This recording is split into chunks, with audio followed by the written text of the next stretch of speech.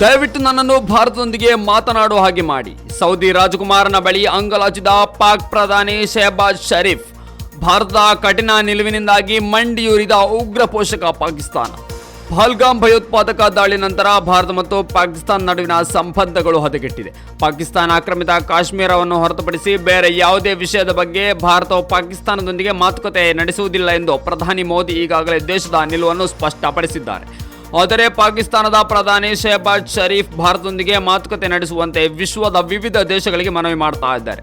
ಅದರಂತೆ ಇದೀಗ ನಾನು ಮೋದಿ ಜೊತೆ ಮಾತನಾಡಬೇಕು ಎಂದು ಪಾಕಿಸ್ತಾನ ಪ್ರಧಾನಿ ಶೆಹಬಾಜ್ ಶರೀಫ್ ಅವರು ಸೌದಿ ಅರೇಬಿಯಾ ಬಳಿ ಸಹಾಯ ಕೇಳಿದ್ದಾರೆ. ಪಾಕಿಸ್ತಾನ ಪ್ರಧಾನಿ ಶೆಹಬಾಜ್ ಶರೀಫ್ ಅವರು ಎಲ್ಲ ವಿಷಯಗಳ ಕುರಿತು ಭಾರತದೊಂದಿಗೆ ಮಾತನಾಡಲು ಸಿದ್ಧರಿರುವುದಾಗಿ ತಿಳಿಸಿದ್ದಾರೆ.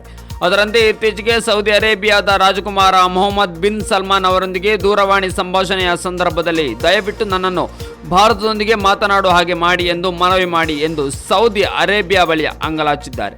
ಜಮ್ಮು ಮತ್ತು ಕಾಶ್ಮೀರ, ನೀರು, ವ್ಯಾಪಾರ ಮತ್ತು ಭಯೋತ್ಪಾದನೆ ಸೇರಿದಂತೆ ಎಲ್ಲ ವಿಷಯಗಳ ಕುರಿತು ಭಾರತದೊಂದಿಗೆ ಅರ್ಥಪೂರ್ಣ ಮಾತುಕತೆ ನಡೆಸಲು ಪಾಕಿಸ್ತಾನ ಸಿದ್ಧವಾಗಿದೆ ಎಂದು ಸೌದಿ ರಾಜಕುಮಾರನಿಗೆ ತಿಳಿಸಿರುವುದಾಗಿ ವರದಿಗಳಾಗಿದೆ.